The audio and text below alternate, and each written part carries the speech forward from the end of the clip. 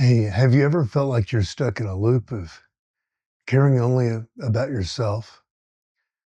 Like your every action, every thought circles back to me, me, me? Well, it's a common human experience, but what if I told you there's a way out, a way to break free from this selfish cycle and tap into something deeper, something more meaningful? That's what we're diving into today. I'm Roach, Mark Roach. Welcome to Transcendent, my YouTube channel about a perspective formed from a journey around the world, through life, crossing the wide spectrum of human experience from high to low, as most people in American society define them. This channel is all about inspiring common people to find their power. Let's talk about self-love, but not the way you might think.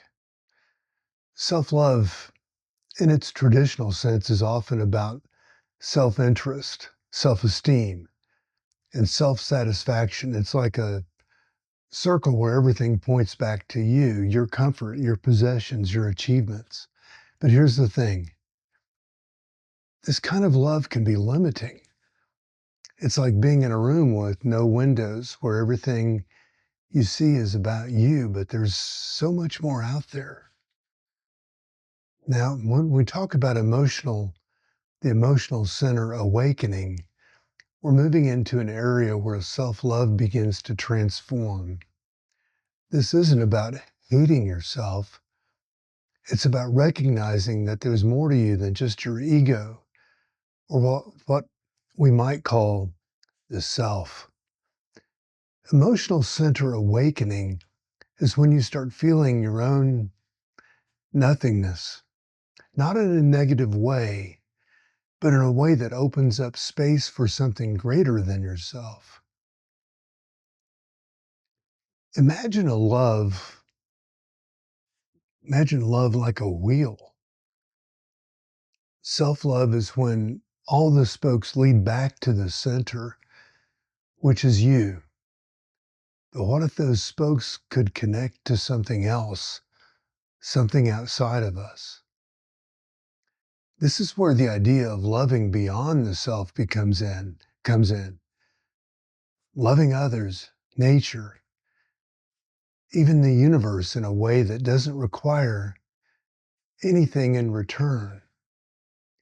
The scriptures, for instance, talk about moving beyond self-love. They mention the concept of hating oneself, which might sound really harsh, but it's really about letting go of the self-centeredness that holds you back. It's not about self-loathing. It's about understanding that there's part of you that can connect with something greater, something more real than just personal desires and fears. To illustrate, think about the phrase from the Bible where it says a man must hate his own life to follow Christ. Well, here, life or soul refers to the part of us that's wrapped up in self-love, in our own little world. To hate this life means to challenge it, to see beyond it, to not let it define everything you do or feel. Now, this journey isn't easy. It requires self-observation, which means looking at yourself without judgment, just noticing how much of what you do is for self-gain. This observation can be uncomfortable, like seeing your reflection in a mirror that shows not just your face, but your soul.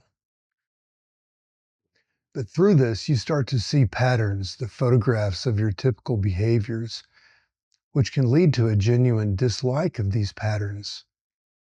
However, this isn't where we stop. It's just the beginning. The danger here is falling into self-pity or seeing yourself as one monolithic person instead of the idea from spiritual teachings is that we're not one but many. This concept is a strike against self-love because it suggests that there's no real singular I that we're all used to praising or defending, recognizing we're not one or one I, one personality, one robot. That allows us to connect with the emotions and the moments that go beyond self-love, opening up to what some might call spiritual or transcendent love. Now, this shift doesn't happen overnight. It involves practices like meditation, mindfulness, or even just spending time in nature, allowing you to experience emotions that aren't tied to personal gain. As these new emotions strengthen, your being changes. You begin to live not just for yourself, but in harmony with the world around you. So here's the takeaway. Self-love is natural, but can be confining when it's all about us. Emotional center awakening means expanding our circle of care beyond ourselves. True transformation comes from recognizing we're not just one person, but a collection of many eyes. Spiritual texts encourage us to challenge our self-centered nature to connect with a broader, selfless love. And this journey requires self-observation, patience, and often a change in lifestyle to nurture non-selfish emotions. I'm Mark Roach, wishing you all the best.